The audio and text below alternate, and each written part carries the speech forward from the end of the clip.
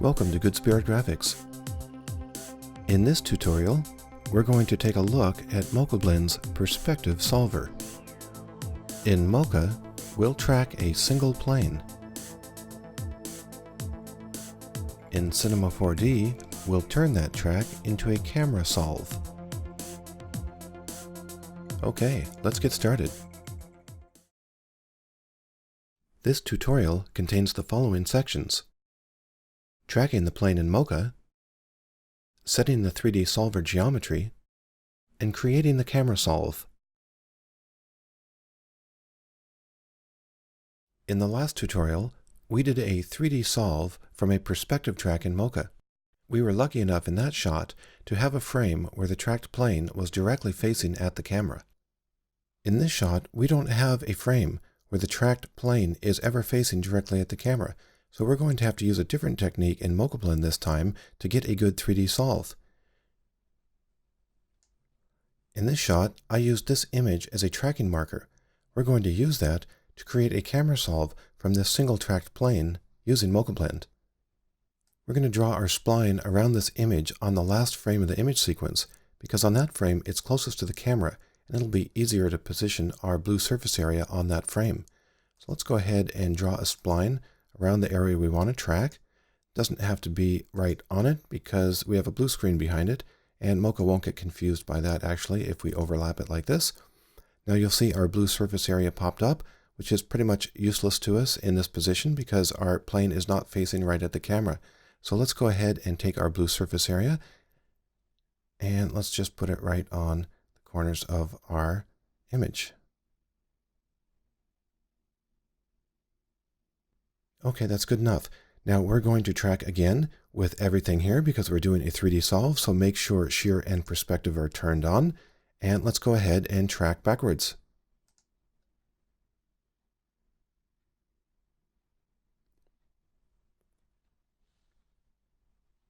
Now let's check our track. We'll go to the last frame and click on Stabilize here, and then we'll just go through the shot and see if that blue surface area is sticking right on the corners of our image, and it looks like Mocha has done an excellent job. I might use this image as a tracking marker from here on. It looks like Mocha really likes it. Okay, let's go ahead and export now. We're going to click on Export Tracking Data and select MochaBlend Tracking Data.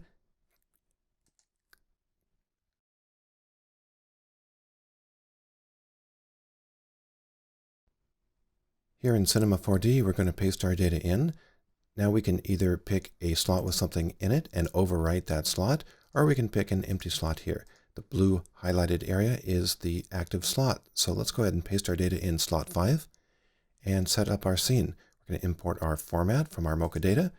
We're going to create a rig. We're going to set our timeline in Cinema 4D to match our data. Then we're going to pick up our footage. The first image in the sequence here will drop into the camera view area right here. And you'll see it pops up on our frame. Now let's go down to the MochaBlend Solve tab here. Make sure we're on 3D mode for our solver, and go down to Geometry. You'll see under Auto here it says None. Now previously on the last tutorial we got a frame number here because we were able to set the geometry in Mocha. We don't have a frame in this image sequence where the plane is ever facing directly at the camera, so we're going to have to set the geometry manually. So on User mode here, let's go ahead and click on Geometry Editor, and you'll see we get our image sequence along with our blue surface area from Mocha. You'll be able to see that a little better if you add an overlay to your background. Seems like light green works a little bit better here. Contrasts a lot with the blue. There you go. Here's the blue surface area here. That is sticking nicely, just like it did in Mocha. Now what we want to do next is give MochaBlend the geometry it needs to create a solve. So let's go ahead and turn off that overlay for a second, and you'll see it says geometry is not set. If you don't see that, then make sure your little info box here is selected. That displays information about your geometry.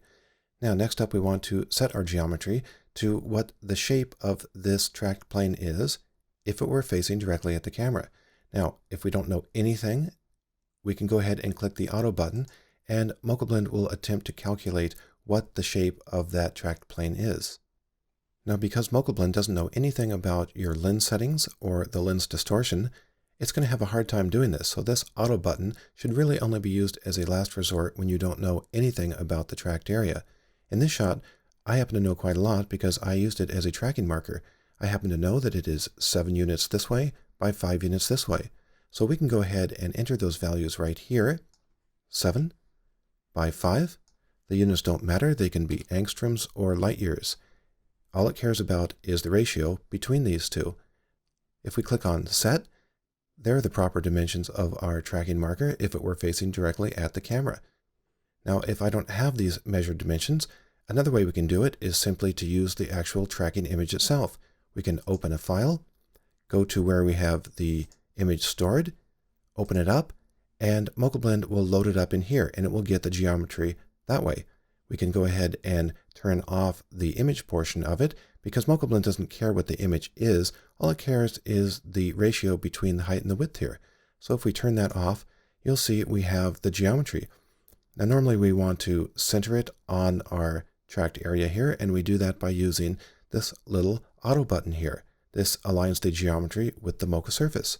Let's click on that, and you'll see that's all we need to do. Now we can close out our window and solve.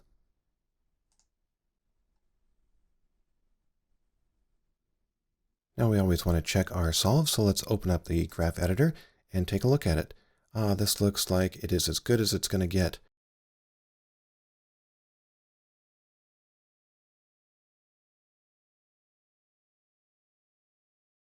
Now let's create a camera solve. Now if we zoom out, we'll see a path, and it looks like a good path too. You'll see that it has no gaps in it, and we'll go ahead and look through the camera like this and scrub the timeline. Now that white grid you see is the blue surface area in Mocha. It is a static object, and it's just sitting on the world origin there. You can actually change that grid to whatever you want by going to the General tab and setting it to either logo, which is the MochaBlend logo, or 4x4, or any of the other options here. Now you can see the way the image is sticking right on our grid that we have a good camera solve here. So let's go ahead and do something with it just so we can take a look at it better. Let's move out of camera view, and you'll see we have our background pushed back, so it's not going to intersect with anything here. We can also make our background so it is not transparent again. That way it looks a little better through the camera view. And then on our grid here, you'll see it is not moving. The camera is basically moving around it in a traditional camera solve sense. So let's go ahead and put a cube right on our grid. We'll scale it down and move it up so it's sitting right on our grid here. There we go. Now let's go ahead and look through our camera again. And again, I like to turn on constant shading lines so we can see things a little bit better. We're going to turn off our grid first just so we can see our cube on our background footage a little better. So let's go down to our camera solve motion here, and let's turn off, actually it's our reference plane right here that we're looking at, right? So let's turn that off and then play through the shot.